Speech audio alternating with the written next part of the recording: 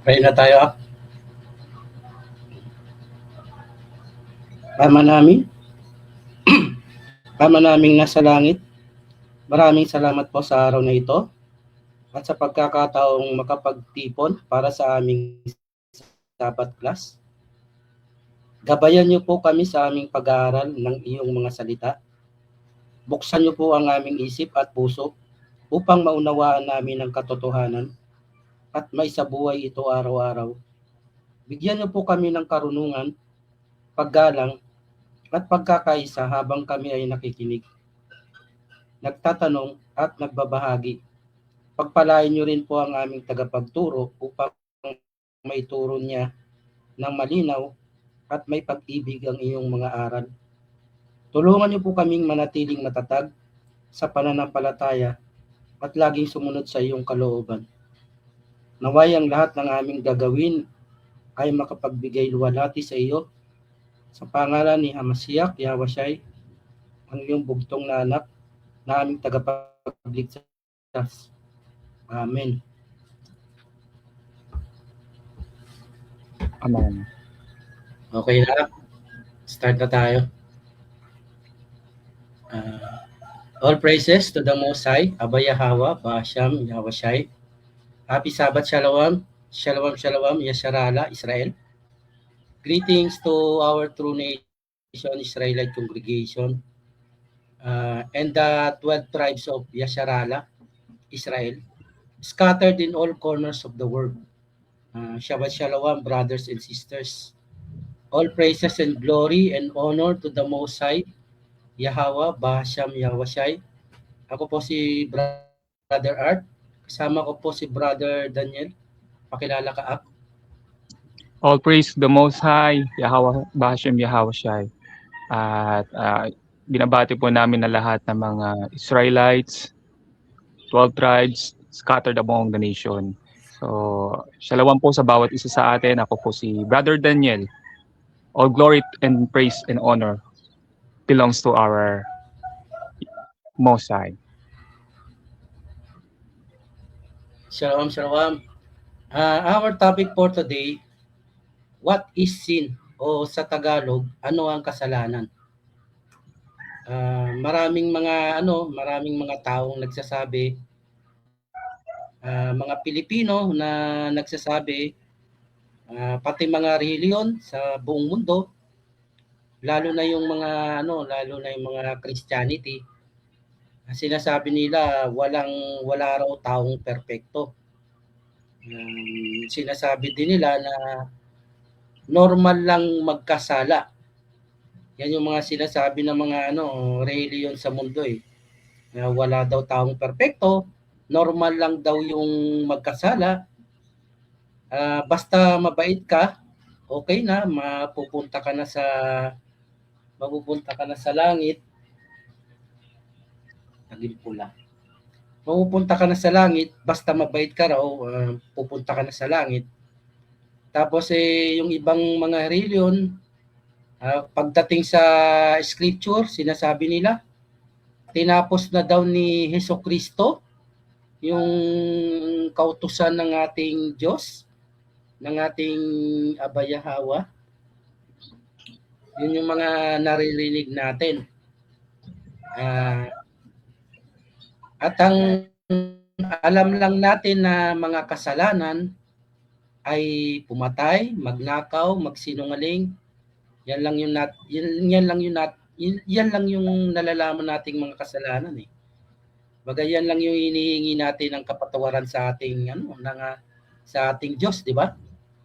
Pero totoo ba 'yon na yung mga yan, yung mga nalalaman ng mga ibang reliyon, lahat ng mga reliyon, totoo ba 'yon? Pero ayon sa Biblia, mahalagang maintindihan kung ano ba talaga ang kasalanan.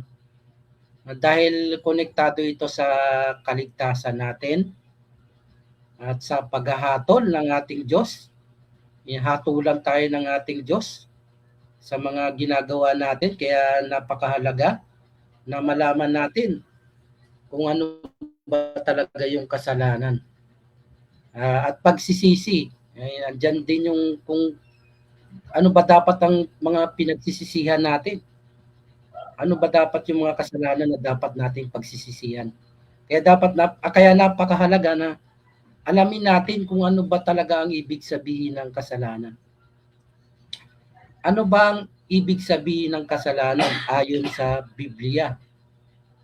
Sa Bible tayo dapat bumase kung ano yung sinasabi ng Biblia kasi yan yung inuutos sa atin ng ating Abayahawa na isinulat ng kanyang mga propeta at saka ng kanyang mga apostol.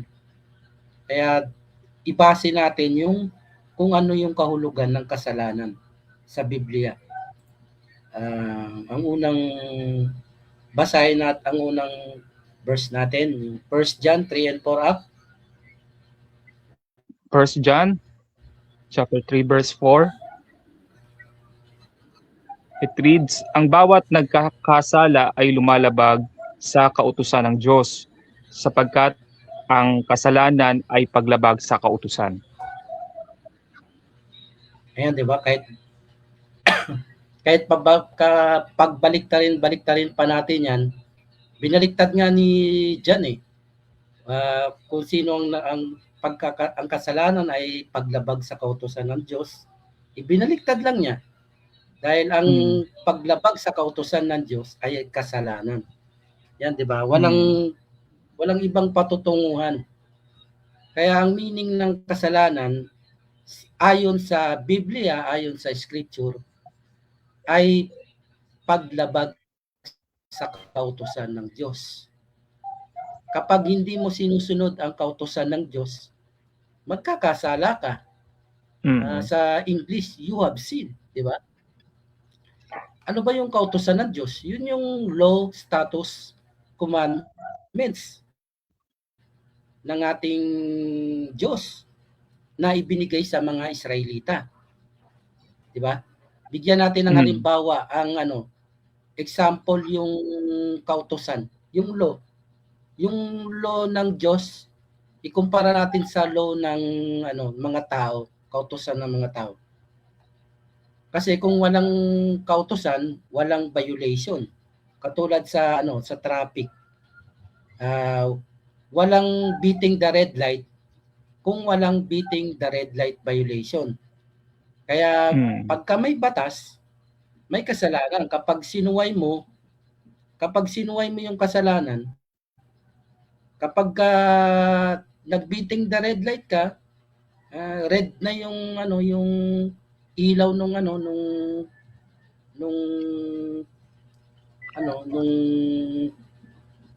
traffic light, dumiretso ka pa rin, hinuli ka ng pulis, ang kasalanan mo, beating the red light. Yun yung kasalanan mo. Ganon din sa scripture, ganon din sa spiritual law. Ganon din sa kautusan ng ating Diyos, ng ating Abayahawa. Pero sinasabi ng Christianity, wala na daw yung law, kautusan. Ibinasura na raw ni Jesucristo. Yung kautusan, ibinasura na raw ni Jesucristo yung kautusan. Di ba? Totoo ba ang binasura ni Jesucristo yung kautusan? Hindi po yan binasura. Basahin natin yung patunayan natin na hindi binasura ni Jesucristo yung kautusan. Basahin natin yung Hebreo chapter 10 verse 26-27. Basahin mo. Hebreo chapter 10 verse 26-27. Kung matapos nating makilala at tanggapin ang katotohanan, ay magpapatuloy pa rin tayo sa pagkakasala, wala nang haing maihahandog sa kapagpapatawad ng ating mga kasalanan. 27, wala nang natitira kundi ang nakapangingilabot na paghihintay sa darating ang paghuhukom at ang nangangalit na apoy na tutupok sa mga kalaban ng Diyos. Ayan, di ba? Ano ba yung katotohanan na nalaman natin yung sinasabi ni Apostol Paul dyan, yung sinasabi niya, pagkatapos nating malaman ng katotohanan. Ano ba yung sinasabi ni Apostol Paul na katotohanan? Yun yung mga kautusan ng Diyos. Kasi dati, lumalapag tayo dyan, hindi natin alam na bawal pala yan. Kasalanan pala yan. Di ba? Yan yung katotohanan na nalaman natin. Saan natin nalaman? Kung ano yung nakasulat sa Biblia. Di ba? Yung Bible. Kung ano yung nakasulat doon, yun yung katotohanan. Sinasabi doon, bawal ganito, bawal ganyan. Yung sa Psalms, sa Psalms yung basahin natin. Tingnan ko lang Aka. Kanak. Oh, sige. Yung katotohanan. Kan. Prinsip ng Hebreo 10:26. Sige, bigay mo Ak.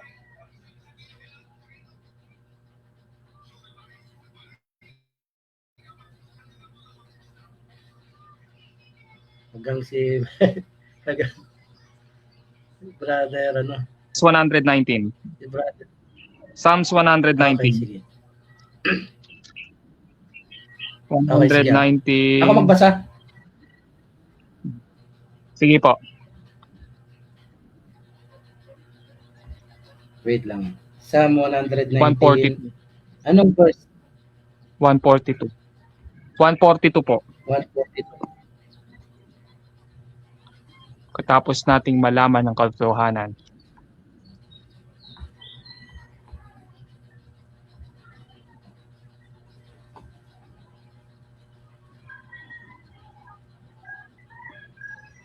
Mga awit, 119, 142. Ang taglay mong katapatan kailanmay di kukupas. Katuruan mo'y totoo at ito ay walang wakas.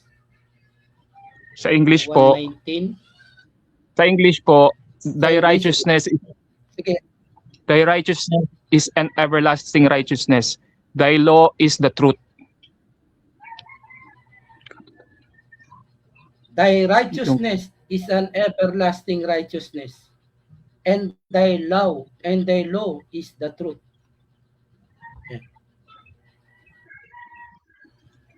Yan yung katotohanan, yung law. Yan yung principle.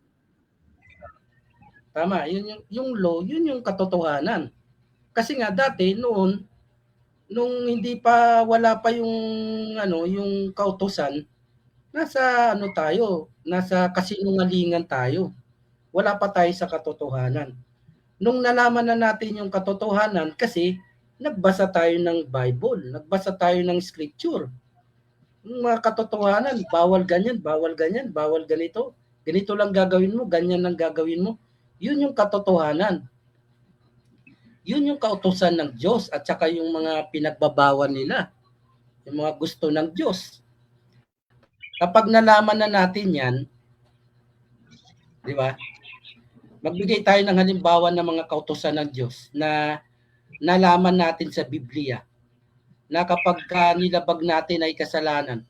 Basahin mo Leviticus chapter 11 verse 7 hanggang 8.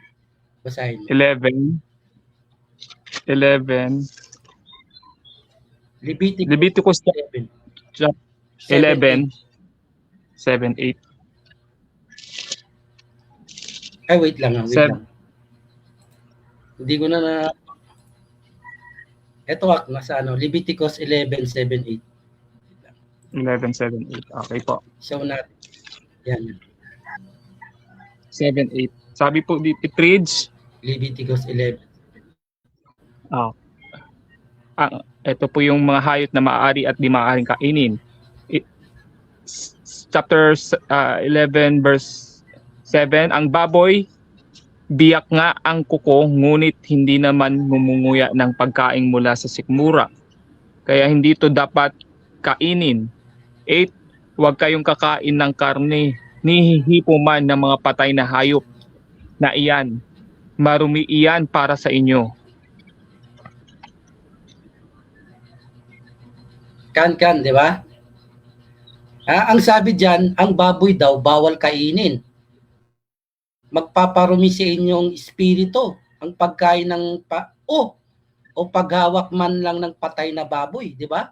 Yan yung katotohanan na nalaman natin sa kautusan ng Diyos na nabasa natin sa Biblia, sa scripture, di ba? Sabi sa Hebreo chapter 10 verse 26, matapos natin malaman na yung baboy daw ay karumal-dumal, bawal kainin, bawal hawakan yung bangkay niya. Doon pa nga lang bawal hawakan tapos tayo kinakain pa natin, di ba? Magpaparumi sa ating katawan yan, di ba? Yan yung kautusan, yan yung katotohanan. Matapos nating malaman yan, lahat naman sa buong mundo, alam naman natin na nakalagay sa Biblia na bawal kainin yan. Ngayon, patuloy pa rin tayong kinakain natin yan, hinahayaan natin yan, sinasadya nating magkasala, sinasabi sa Hebreo chapter 10:26. Kapag sinasadya pa rin natin ang pagkakasala na yan, wala na ulit na handog. Kasi punong-puno na tayo ng kasalanan eh. Isang beses lang tayo inano ng ating Misaya. Isang beses lang siyang maghahandog ng kanyang buhay. Kapag nalaman na natin yung katotohanan, wala na ulit handog. Hindi na ulit natin pwedeng sadyain yung kasalanan natin kasi hindi yan katulad noon na ginagawa ng mga Israelita na taon-taon nagkakatay sila ng mga hayop para sa kapatawaran ng mga kasalanan nila. Hindi yan dati katulad noon. Ngayon, isang beses lang magpapaano ang Misaya, iaalay niya yung buhay niya. Next year ba, mag-aalay pa ulit ng buhay yung Misaya? Hindi naman, di ba? Isang beses lang, nung 30-80 lang. Di ba? Yung grace, yung sinasabing grace, yun yung sa mga wala pa sa katotohanan. Pero kapag nalaman mo na yung katotohanan, na alam mo na kasalanan pala ito, pero sinasadya mo pa rin gawin, wala nang handog. Yung kasalanan mo, hindi ka na mapapatawad ng ating Diyos sa iyong mga kasalanan. Kasi alam mo na yung katotohanan.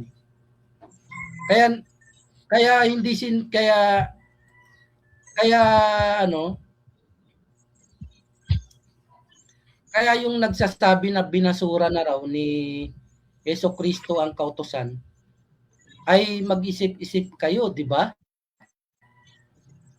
Napakadami na ng kasalanan nyo at hindi namin kayo hinuhusgahan o hindi kami nagpapakabanal. Sinasabi lang namin yung katotohanan at ang pagsasabi ng katotohanan sa kapwa kapatid ay utos din ng ating Diyos. Basahin mo Isaiah 58 verse 1. Utos sa atin yan ng Diyos eh. Yung pagtuturo ng katotohanan.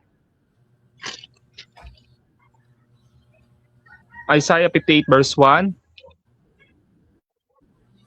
Sinabi ni Yahweh, ikaw ay sumigaw ng ubos lakas.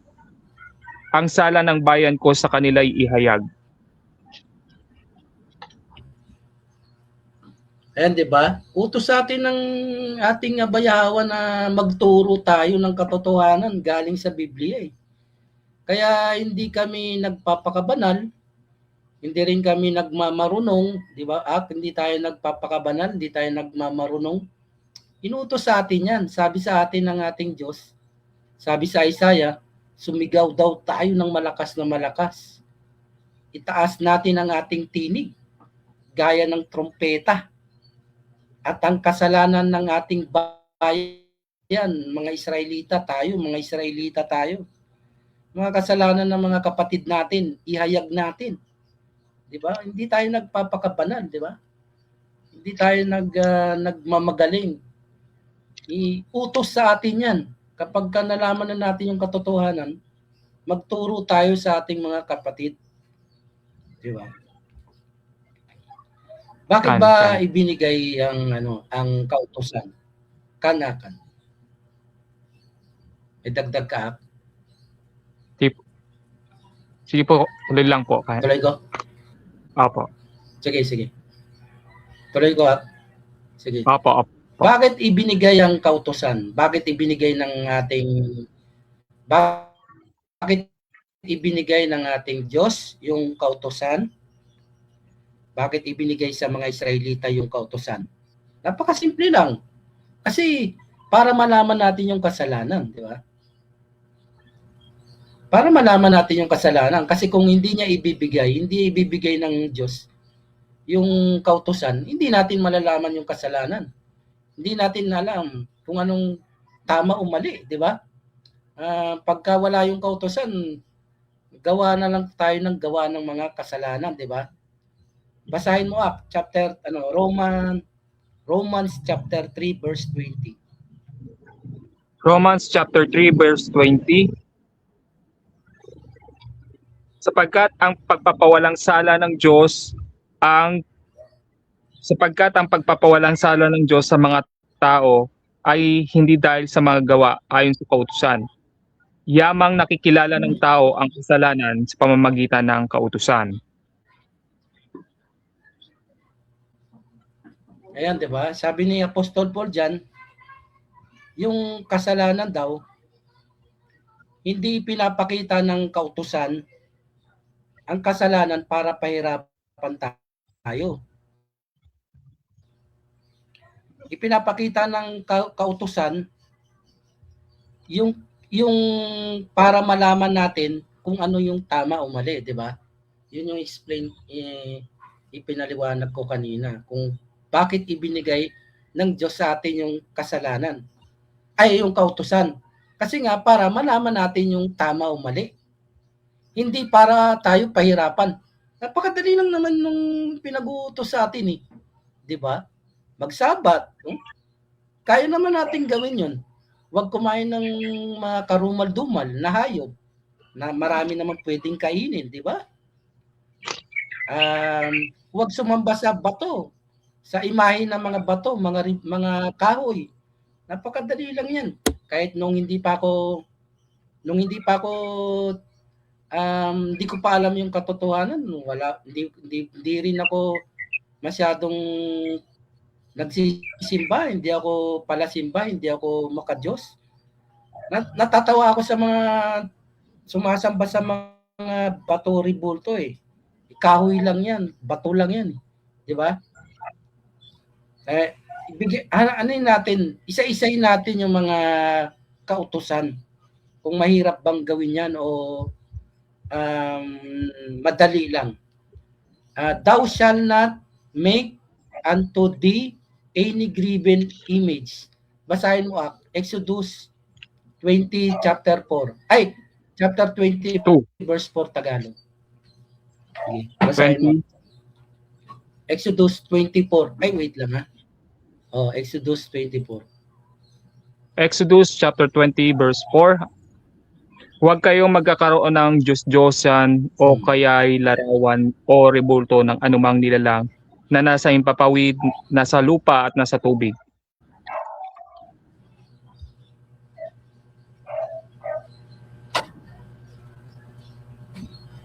Ulitin mo, naputol ka.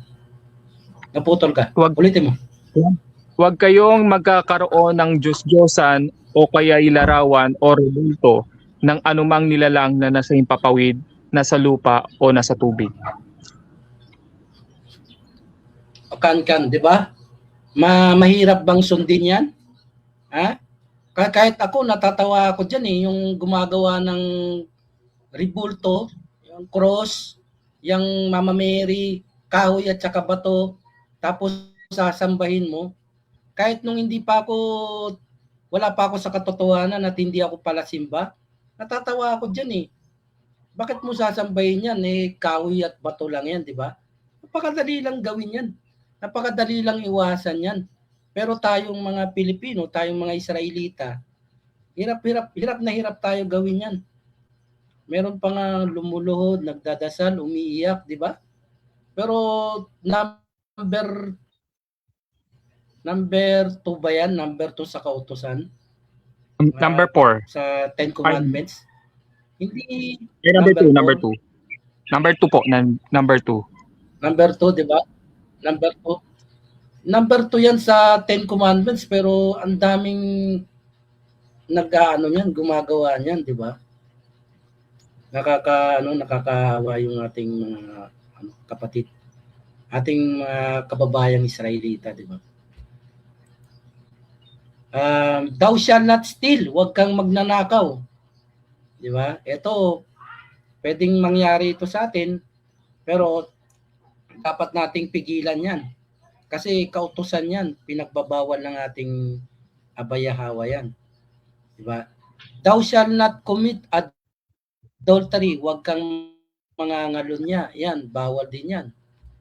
Diba? Pag may papatol sa iba. Honor your father and mother. Igalang mo ang iyong ama't ina. Di ba? Napakadali lang yan. Ako, kahit isang beses, hindi ko sinigawan ng aking mga magulang. Yeah? Honor, igalang mo ang iyong mga magulang. Yung father and your mother, di ba? Remember the Sabbath day. Basahin mo Exodus 28 and 10. Exodus 28 and 10. Exodus chapter 20 verse 8 to 10, it reads, "Italaga ninyo sa akin ang araw ng pamamahinga. 6 na araw kayong gagawa ng inyong gawain. Ang ikapitong araw ay araw ng pamamahinga at italaga ninyo sa akin. Sa ikapitong araw, walang gagawin isa man sa inyo. Kayo, ang inyong mga anak, mga katulong, ang inyong mga hayop o sinumang naninirahan sa inyong bayan. 6 na araw na ginawa ko ang langit, ang lupa, ang mga dagat, at ang lahat ng nasa mga ito. Namahinga ako sa ikapitong araw. Itinangi ko ito at itinalaga para sa akin."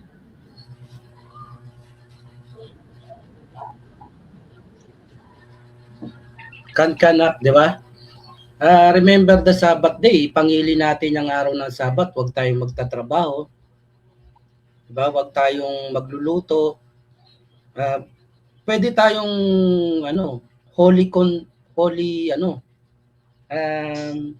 banal na pagtitipon. Magtitipon tayo tapos mag-aaral tayo ng salita ng Diyos.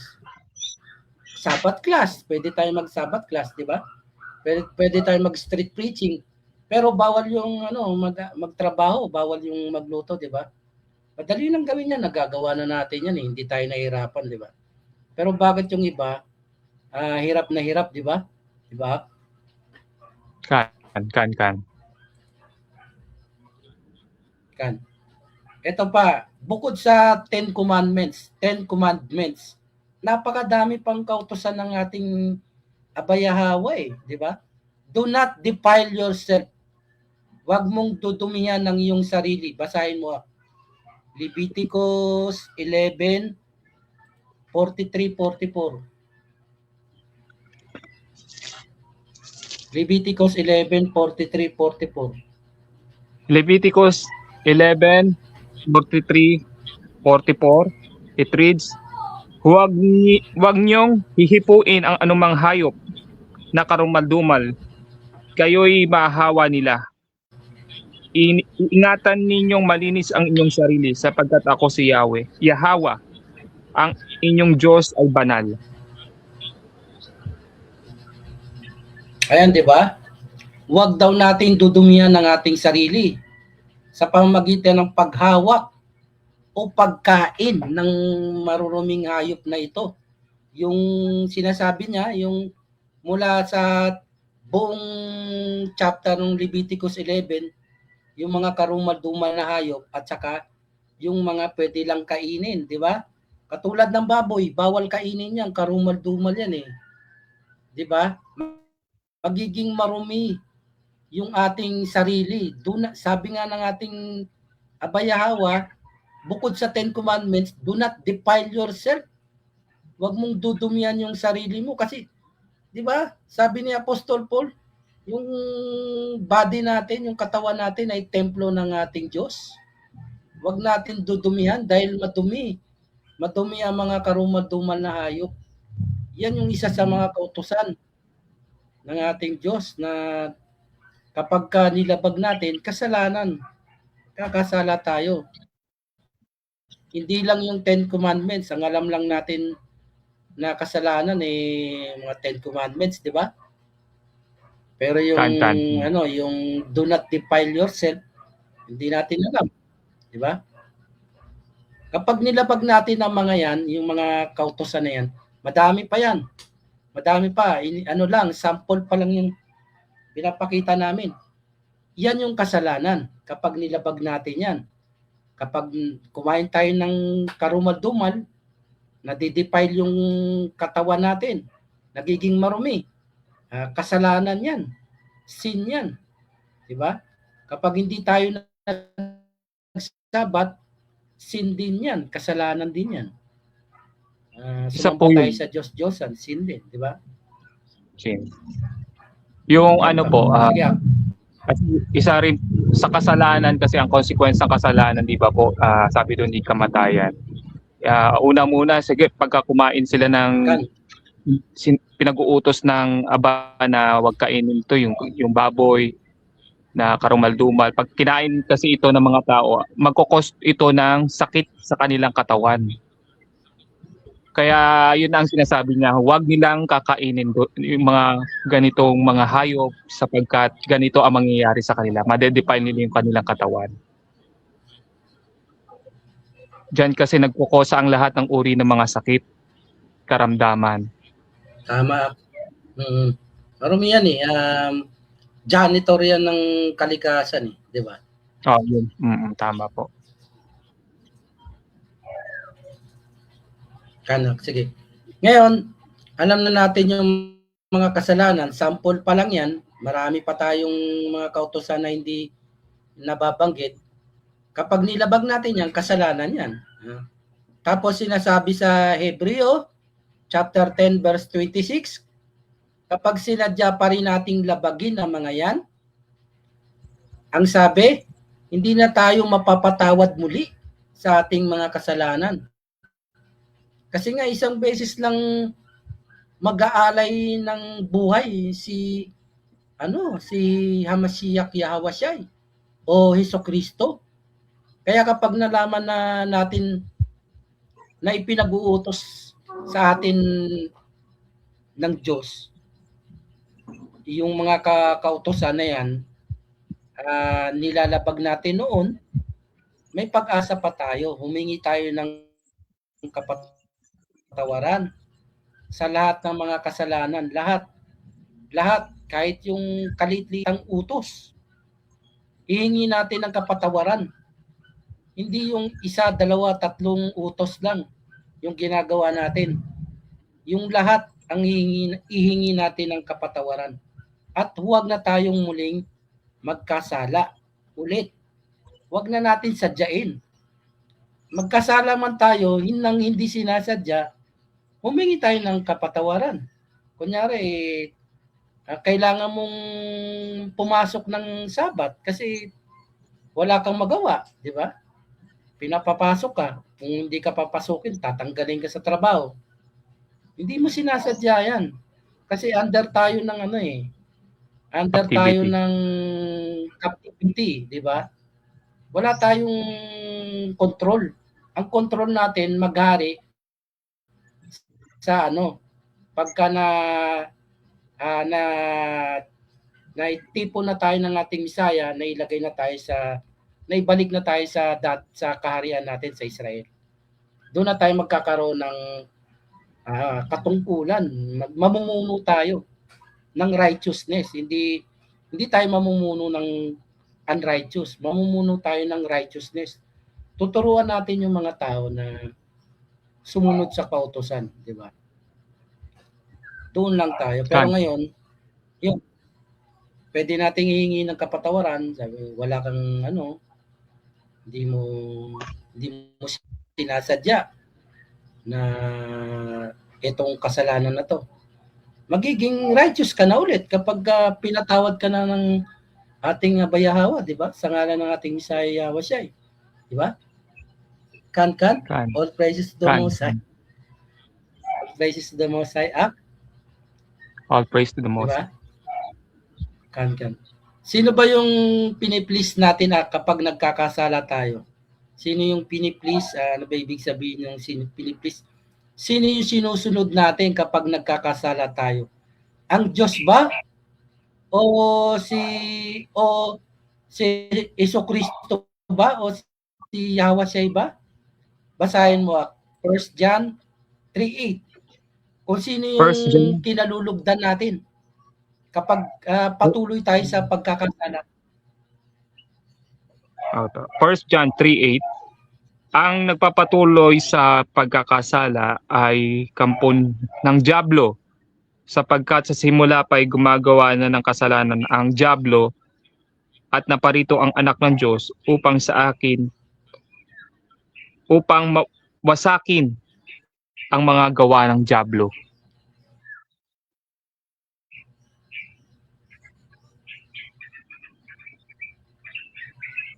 Isa pa po, Ak. Isa pa po.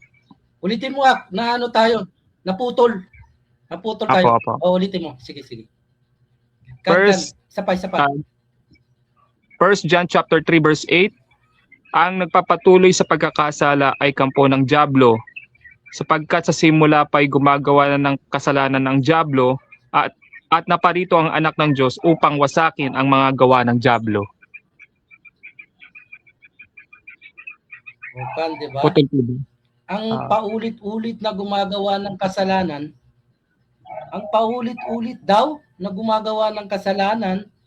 ay kampo ng dyablo, tagasunod ng dyablo. Di ba? Kaso yan yung utos sa inyo ng mga ibang reliyon, lahat ng reliyon. Lalo na yung mga Christianity.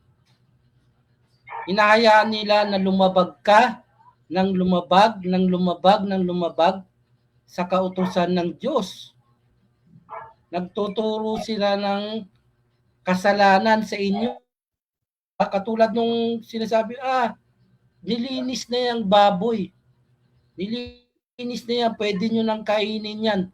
Inuutos sa inyong Christianity. Lumabag kayo ng lumabag sa kautusan ng Diyos. Sino yung sinusunod nyo? Yung kampon daw ng dyablo. Sino yung dyablo?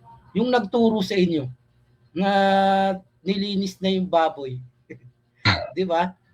Napakalino yan yung 1 John 3:8. Ang sabi, ang nagpapatuloy sa pagkakasala ay kampo ng dyablo. Sinusunod daw natin yung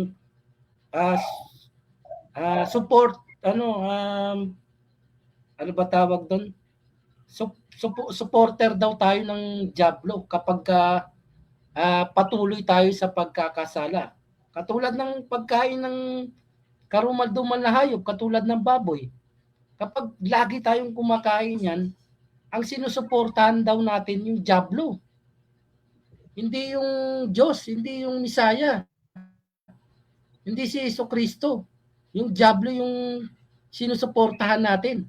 Kampon daw tayo ng dyablo. Di ba?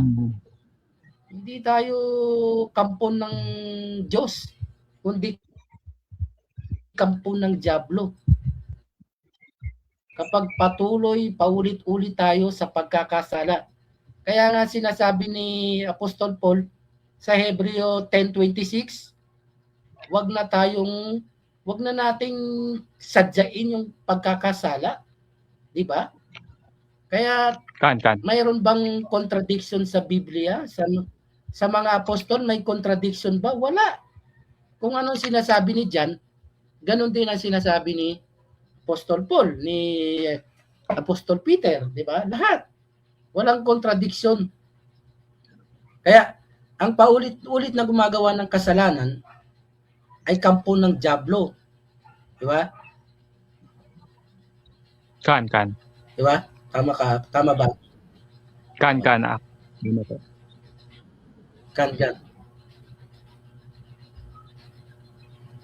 Ito naman, ano yung resulta ng kasalanan? Ano yung resulta ng kasalanan?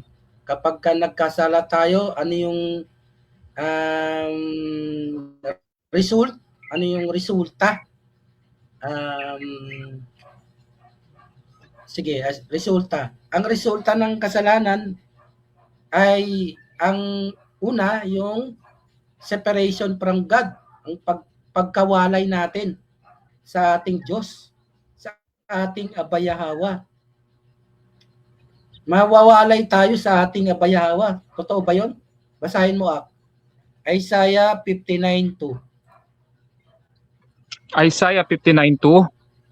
Ngunit ang sala mo ang nagiging dahilan, kaya di marinig ang dalangin mo, at siya ring dahilan sa paglalayo ninyo. Ulitin ko po. Ayan, di ba? Hindi, okay na, malinaw. Di ba? Ibig sabihin yan, ang kasalanan ang umahadlang sa relasyon natin sa ating Diyos, sa ating Abayahawa. Ang kasalanan daw yung humahadlang sa relasyon natin sa ating Abayahawa. Kaya kapag hindi na tayo dinidinig ng ating Diyos, kasi patuloy tayo sa pagkakasala, tapos nananalangin tayo sa Kanya, pero hindi tayo nadidinig, walang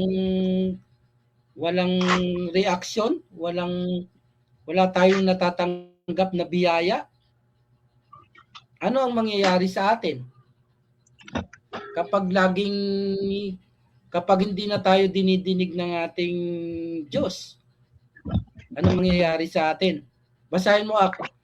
Romans chapter 6:23.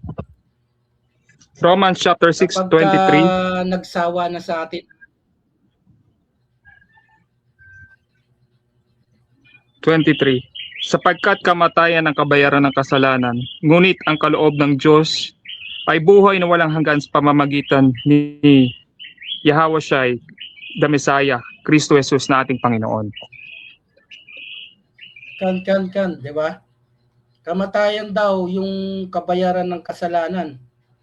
Kapag baliktad yung ginawa natin, patuloy tayong sinasadya natin yung pagkakasala. Di ba? Kasi kung kay Jesucristo ka, sumusunod ka kay Jesucristo, sinusunod mo yung kautusan ng Diyos kasi si Jesucristo ay sumusunod sa kautusan ng Diyos. Di ba?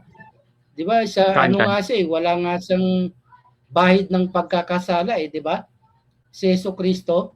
Kaya dapat sumunod din tayo sa Kanya. Pero kung kabaliktaran, hindi tayo sumusunod sa Kanya, kamatayan yung kabayaran ng ating kasalanan. Di ba? Precept niyan, katulad niyan, precept, basahin mo Baruch 4:1. Baruch 4:1. May Baruch ka dyan? Wala. Baruch? Wala po. Wala? Sige, ako na lang magbasa. Baruch 4, chapter 4, verse 1, ang karunungan ang siyang aklat ng mga utos ng Diyos. Ang batas na mananatili magpakailanman, ang manghawak nito'y mabubuhay, at ang tumalikod ay mamamatay. Diba? Yan yung precept ng Romans chapter 6, verse 23. Kapag yung kautusan ng Diyos, ang kautusan ng Diyos ay karunungan ng tao. Kaya kung pinili mo ay ang kautusan, mabubuhay ka. Pero kung ang kabaliktaran ng pinili mo, tumalikod ka, mamamatay ka, di ba? Kaya bago tayo mamatay, bago tayo mamatay sa ating kasalanan, magsisi na tayo hanggat maaga pa. At talikuran natin yung mga kasalanan. At wag na ulit nating gawin, di ba? Kung magsisi Kanta. tayo, tapos magsisi nga tayo, tapos ulit-ulitin lang natin yung kasalanan, ganun din. Di ba? Yung nga sa sinasabi sa Hebreo 10:26 na wag na tayong magkasala ulit. Wag na natin sadyain yung kasalanan. Wag Kan. na natin sadyang magkasala. Napakadali lang naman gawin ng utos ng Diyos di ba? Wag kang sasamba sa bato, kahoy na imahe. Di ba? Yung Diyos-Diyosan. Napakadali lang gawin yan Walang kakwenta-kwenta lang mga yan di ba? Hindi dapat natin pag-aksayan ng panahon yan. Pupunta ka ng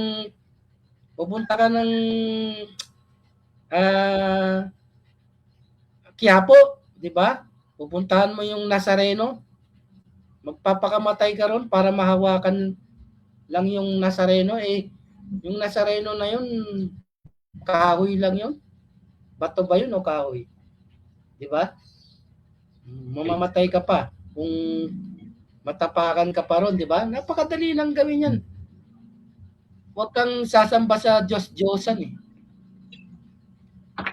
Huwag kumain ng karumal-dumal na hayop, katulad ng baboy. Di ba? Dami naman pwedeng kainin dyan na malinis. Healthy pa. Healthy pa sa katawan, di ba? Napakadali lang gawin yan Di ba? May verse yan yung madali lang ang utos ng ating Abayahawa Basahin mo. 1 John 5:3. Napakadali lang ng kautosan ng ating Abayahawa. Ano lang tayo ma-pride lang tayo Tayong mga Israelita Ma-pride lang tayo. 1 John 5:3. Sapagkat ang tunay na umiibig sa Diyos ay yung lamang tumutupad ng kanyang mga utos at hindi naman mahirap sundin ang kanyang mga utos. And di ba? Hindi daw mahirap sundin yung utos ng ating Diyos, ng ating Abayahawa. Dahil sa pride natin yan Hindi na tayo nagre-research. Hinahayaan na lang natin. Kapag ganyan yung mindset natin, ibig sabihin, hindi tayo tunay na umiibig sa Diyos. Nagkukunwari lang tayo. Di ba? Ano ba yung purpose ng Misaya? Ano ba yung purpose ng Misaya, o ni Hesukristo sa ating mga Israelita?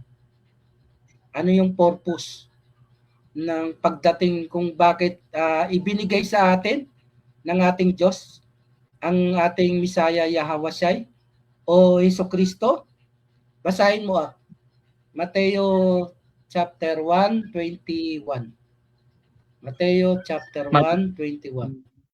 Matthew chapter 1:21. Matthew chapter 1:21. Matthew. Manganganak Matthew chapter 1:21. Manganganak siya ng isang lalaki at ito'y pangangalanan mong Jesus, sapagkat siya ang magliligtas sa kanyang bayan sa kanilang mga kasalanan. Di ba? Dumating ang ating Misaya. Bakit ba siya dumating? Para ba gawing okay yung mga kasalanan? Di ba? Hindi. Hindi siya dumating para gawing makasalanan tayo. Di ba? Dumating nga siya para alisin tayo sa kasalanan Di ba? Paano tayo mapapaalis sa kasalanan? Sundin natin yung kautusan. Di ba? Kasi siya yung modelo natin Anong ginawa niya nung nandito siya sa earth, nandito siya sa lupa? Sinunod niya lahat ng kautusan. Hindi siya kumakain ng baboy. Di ba? Hindi siya kumakain ng mga karumal-dumal na hayop. Righteous siya. Di ba? Tinuruan niya tayo maging righteous para maging modelo natin siya. sa pagiging righteous. Kung ang lahat ng kautusan ng Diyos ay sinusunod ng ating Misaya, Yahweh o ni Jesucristo, ganun din dapat tayo. Sinusunod din dapat natin ang ginagawa niya. Hindi siya, kung hindi siya kumakain ng karumal-dumal na hayop, wag din tayo kumain, di ba? Kung nagsasabat siya, hindi magsabat din tayo. Di ba? Ano ba yung ano niyan? Kung nakukwento lang ba tayo? O sige, basahin mo. 1 John 2:6. Nagsasalita lang ba tayo ng sarili natin? Sige, basahin mo. First John 2:6. Sabing nanatili sa Diyos ay dapat mamuhay tulad ng pagkapamuhay ni Yahweh Jesucristo. Oh, kan, di ba? Sinabi diyan, kung maka-Diyos ka talaga, mamuhay ka rin katulad ng ginagawa ni Jesucristo. Ano bang ginagawa ni Jesucristo? Hindi siya kumakain ng baboy. Hindi siya kumakain ng karumal-dumal na hayop, di ba? Oh. Eh di wag ka rin kumain ng karumal-dumal na hayop. Di ba? Sasabat din. Sinasabi ng Biblia, yun lang din yung sinasabi natin. Wala tayong sinasabi na wala sa Biblia, di ba? Kan. Sige, ano ka? Dagdag ka. Dagdag ka. Tama po yun. Yung ito nabasa ko po. Maganda po yung scripture, yung precept niya. Ang nanatili sa Diyos ay dapat mamuhay tulad ng pagkapamuhay ni Jesucristo, ni Yahweh siya. So yun, napaka-malinaw na ano ba yung pamumuhay ni Yahweh siya, ni Jesucristo na nandito sa lupa. So maliwanag na sila ay nangilin din ng Sabat. Sila din ay sumunod sa kautusan. Yung pagkain ng hindi karumal-dumal, hindi niya ginawa yon. Kaya nga nung maging yung mga alagad niya si Pedro doon sa panaginip niya sinabi niya doon sa hindi siya kumakain ng ganung mga karumal-dumal na pagkain. Pero ang interpretation na yun sa mga tao. Pero talagang di talaga nila kinakain yun. Kumbaga, yun ang pamumuhay na ginagawa talaga nila dahil yun sinusunod nila yung kautusan ng Aba. At isa po yung magiging ehemplo natin, tama po na narinig natin. Isa yung ehemplo natin, yung ating Messiah, yung Savior natin. Para hindi na po tayo magpatuloy sa pagkakasala. Ganyan po tayo kumbaga binabago ng ating ng mga salita ng ating Aba. So napaka malinaw sa atin na yung pamumuhay niya ay gayahin natin. Sabi nga ni Paul follow me as follow Christ. May sinabi si Apostle Paul. 'Di ba? May sinabi po siya na gayahin niyo ako katulad Precept. Precept yan. Sabi po niya, sabi ni Apostle Paul, gayahin niyo ako katulad ng paggaya ko kay Kristo. So ano yun? Yun yung ibig sabihin nun, yung ginagaya niya si Kristo sa pamamagitan ng pagsunod niya sa kautusan. Yun yung ibig sabihin nun. Kasi ang sinasabi lang po ng ang interpretasyon ng mga Christian dito, sa gayahin niyo ako, sinabi ni Paul na gayahin niyo ako gaya ng paggaya ko kay Kristo. Ang sinasabi lang, ang interpretasyon nila, sariling pagkakapaliwanag nila, yung parang magpapahayag ka lang ng ganito, mahal kayo ng Diyos, tumanggap kayo sa pamamagitan ng panalangin. Yun na yun. Parang yun na lang yung pagkakaintindi nila doon. Hindi, pero kung tutukuyin yung paggaya, yung pamumuhay, action, yung ginawa ng ating Messiah. Yun yung tinuturo niya sa atin, yung pamumuhay. Kasi yung iba mga nagbabahagi ng salita ng Diyos. Yung mga iba nagbabahagi ng salita ng Diyos, sinasabi lang nito, mahal kayo ng Diyos, kaya binigay sa inyo yung kaisa-isa niyang anak. Tumanggap kayo sa kanya. So tanggapin niyo siya sa pamamagitan ng ganitong panalangin at yun, maliligtas ka na. Hindi po yun ang sinasabi ng ng salita ng Diyos. So yung paggaya po natin kay Kristo, simula nung natanggap natin siya, yung kanyang tinapos sa gawa, yung kanyang pagkabayubay sa krus, ang kasunod po nun ay yung pagsunod po natin sa kanya. Sabi nga, if you love me, keep my commandments. Kanakan, di ba? Mamuhay tayo tulad ng pamumuhay ni Jesucristo, Yahweh Shai, di ba? Kung ano yung ginagawa ni Yahweh Shai, susundin din natin. Gagawin din natin kung sumusunod siya sa lahat ng kautusan. Sabi nga wala siyang kasalanan. Righteous siya. Dapat maging righteous din tayo, di ba? Kanak, tama ka. Tama tayong dalawa. Apo. Tinanggal na ba ni Yahweh Shai o ni Jesucristo ang kautusan? Ang malaking sagot ay hindi. Basahin mo yung gasgas na ito. Mateo chapter 5 verse 17-19. Mateo chapter 5. Mateo chapter 5:19.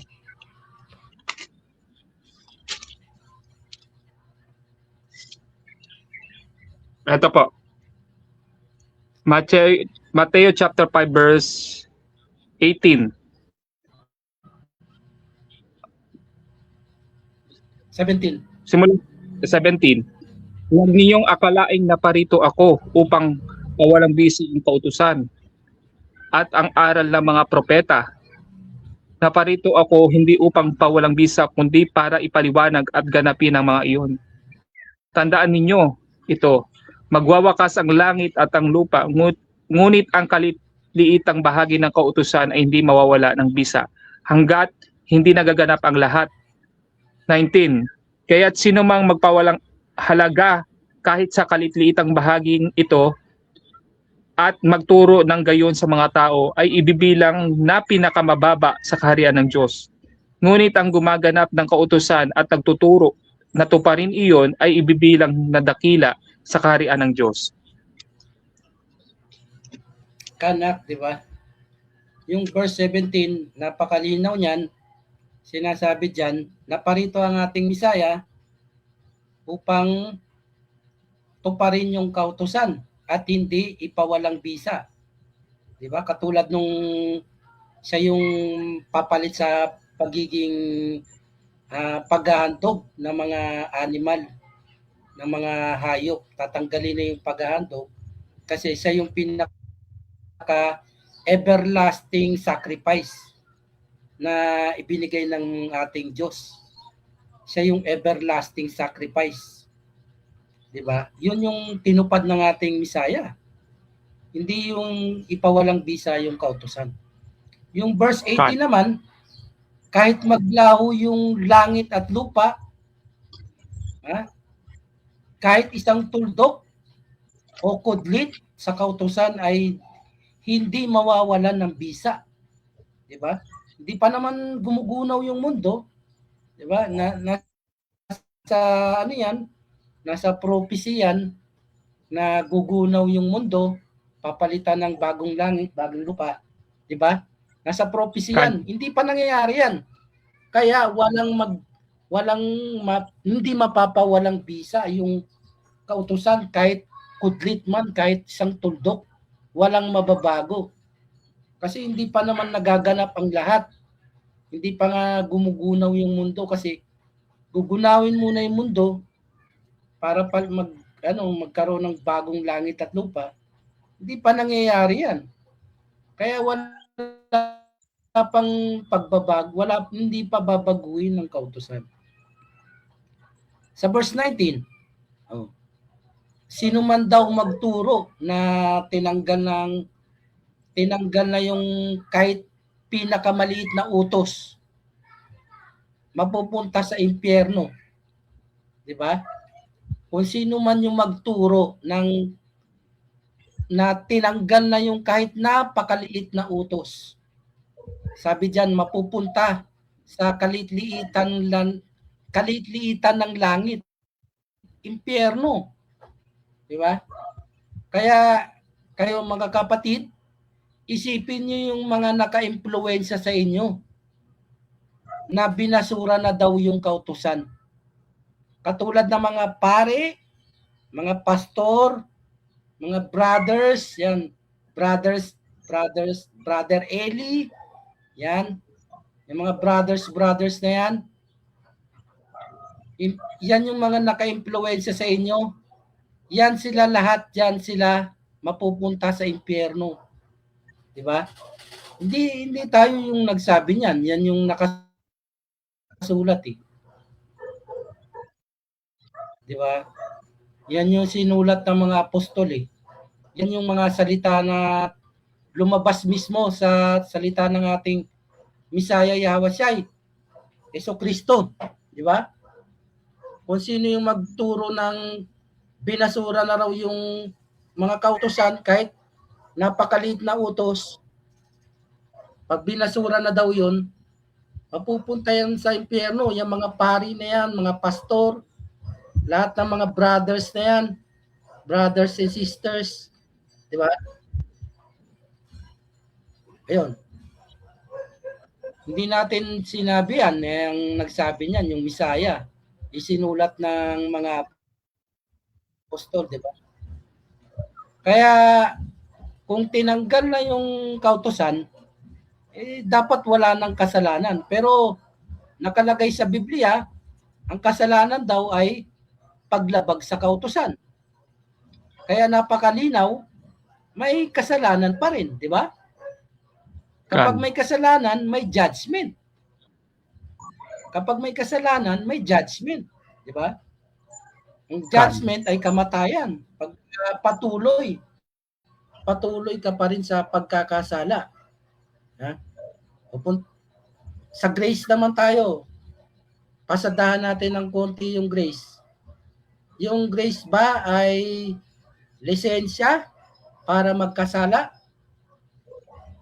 Romans chapter 6 verse 1, 2. Ang grace ba ay lisensya para magkasala tayo? Basa ako. Romans chapter 6 verse 1 and 2, it reads, ano ngayon ang sasabihin natin? Patuloy ba tayong magkakasala upang sumagana sa atin ang kagandahang loob ng Diyos? Hindi. Tayo patay na sa kasalanan. Hindi na tayo dapat mamuhay sa pagkakasala. Kanakan. Ang grace ay chance para magsisi tayo at magbago. Hindi siya permit, hindi siya lisensya para magpatuloy sa kasalanan. Ang grace ay chance para magsisi tayo at magbago. Hindi siya lisensya, hindi siya permit para magpatuloy sa kasalanan. Yan yung ibig sabihin niyan. Kaya yung grace ng ating Abayahawa na ibinigay, forever yan, habang panahon yan, para sa mga hindi pa nakikita ang katotohanan. Kahit yung lolo ka na, hindi mo pa nababasa yung katotohanan, hindi mo pa nalalaman yung katotohanan, gawa ka ng kasalanan, may chance ka pa rin.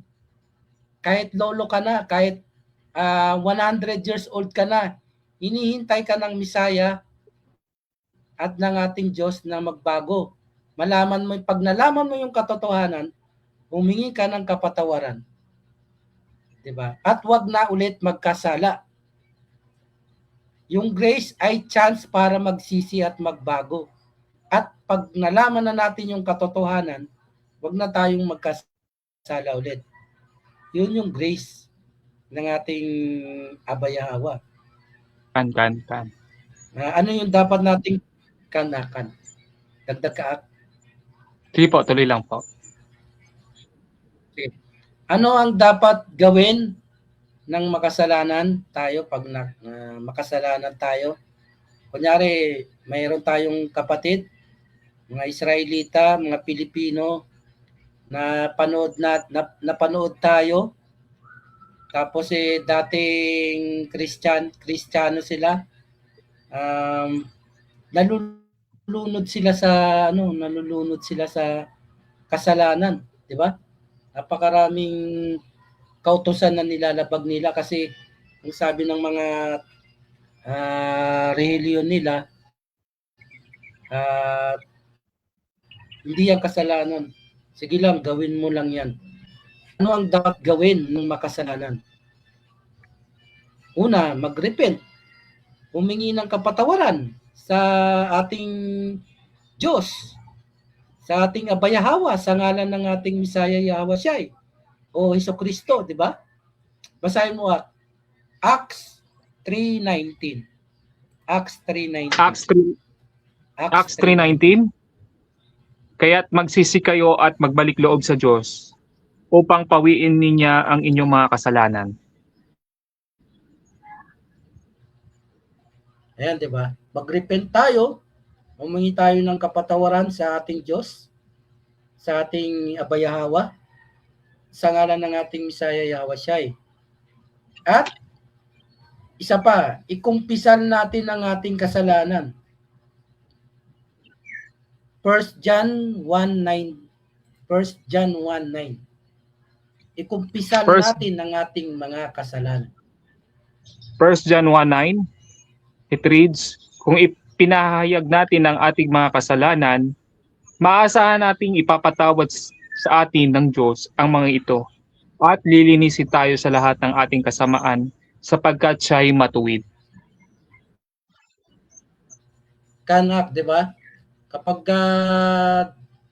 nalaman nyo, kasalanan palang pagkain ng mga karumal-dumal na hayop, katulad ng baboy, at saka kasalanan pala yung hindi pangili ng Sabat, ikumpisal nyo sa ating Abayahawa sa pangalan ng ating Misaya Yahweh Shai, sabihin nyo, aming Diyos, aming Abayahawa, ang dami po naming kasalanan sa inyo, katulad ng pagkain ng mga karumal-dumal na hayop, katulad ng hindi pagsasabat. Humihingi po kami ng kapatawaran sa aming mga kasalanan. At hindi na po namin gagawin ang mga kasalanan na yan. Hindi na po namin uulitin. Yan yung pagko-confess sa ating mga kasalanan. Di ba? Kan. Final judgment. Final judgment. Kapag matigas pa rin ang ulo natin, kapag mataas pa rin yung pride natin, ano ba yung final judgment sa mga makasalanan? Revelation 20:12. Revelation 20:12. At nakita kong nakatayo sa harap ng trono ang mga namatay, maging dakila at maging hamak, at binuksan ang mga aklat. Binuksan ang isa pang aklat, ang aklat ng buhay. Hinatulan ang mga patay ayon sa kanilang ginawa, gaya ng nasusulat sa mga aklat.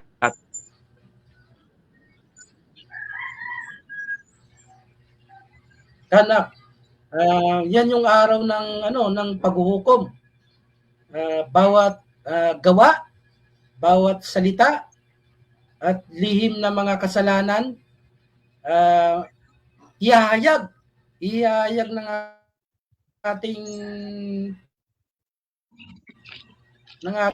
ating Diyos. Hinatulan ang mga patay ayon sa kanilang ginawa. Ano ibig sabihin yan? Hinatulan ang mga patay ayon sa kanilang ginawa. Kung ang pagsunod sa Diyos ang ginagawa nila, ang hatol sa kanila ay buhay na walang hanggan, di ba? Pero kung ang paglabag sa kautusan, ang kanilang gawain, ang hatol sa kanila ay kabaliktaran. Lumalagablab na apoy, di ba? Kaya wag natin sayangin yung grace na ibinigay sa atin ng ating Abayahawa sa mga kababayan nating Israelita. Nagsusumamo tayo, mga kapatid natin, mga Pilipino, mga Israelita. Wag nating sayangin yung grace na ibinigay sa atin ng Diyos. Kahit napakamakasalanan tayo, napakadami nating kasalanan, may pag-asa pa. Basahin mo Romans 5:20. Romans May 5:20. pag-asa pa. Romans 5:20. Nang magkaroon ng kautusan, dumami ang paglabag. Ngunit kung dumami man ang kasalanan, lalo namang sumagana ang kagandahang loob ng Diyos.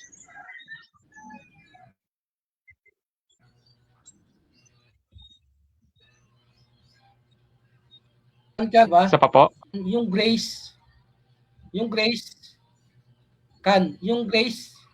na ibinigay sa atin ng Diyos, hinihintay tayo ng ating Diyos na magbalik loob sa Kanya. Ano ba yung magbalik loob? Yun lang ba yung maging mabuti, di ba? Yung sinabi natin nung unang-una, maging mabuti lang ba tayo? Sumasamba lang ba tayo sa ating Diyos? Hindi yun, hindi sapat yun. Ang dapat natin gawin ay sumunod sa Kanyang pinag-uutos. Di ba? Kan. Ang conclusion natin ngayon, patapos na tayo. Ano ang kasalanan? Ang kasalanan ay paglabag sa kautusan ng Diyos. Ang kasalanan din, parang rebellion yan. Rebellion laban sa Kanya, laban sa ating Diyos, sa ating Abayahawa.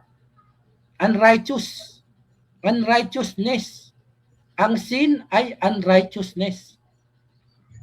At saka refusing to do good. Mabuti, kung ano yung mabuti, yun yung kautusan ng Diyos. Kapag hindi mo ginagawa yung mabuti, hindi ka sumusunod sa kautusan. Paglayo sa katotohanan. Di ba? Yun yung kasalanan, paglayo sa katotohanan.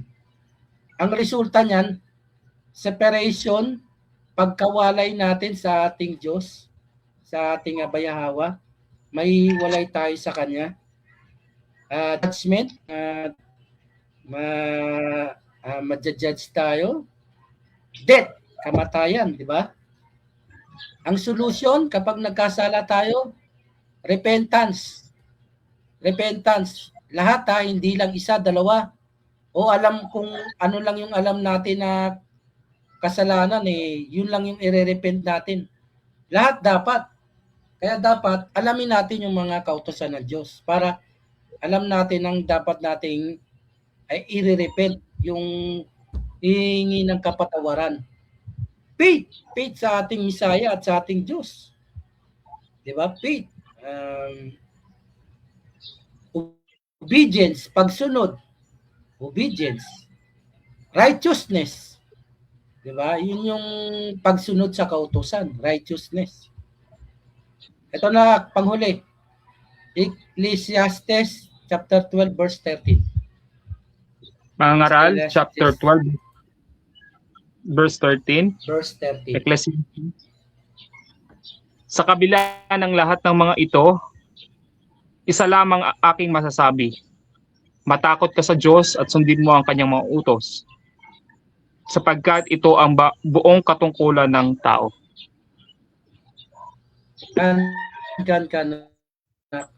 Ang katungkulan nating mga Israelita, buhay sa mundo, ay sumunod lamang sa utos ng ating Diyos, ang ating Abayahawa. Yun lang. Yun lang yung katungkulan natin, sumunod sa Kanya. Ikaw, may dagdag ka pa? Okay na ako. Okay na po, ayos po. All praise. Ayos, di ba? All Yes po. praises to the Most High. Yahweh, Bahasham, Yahweh Shai. Kwam Yasharala. 1, 2, 3. Kwam Yasharala. Okay. Ayos. Stop po na ka.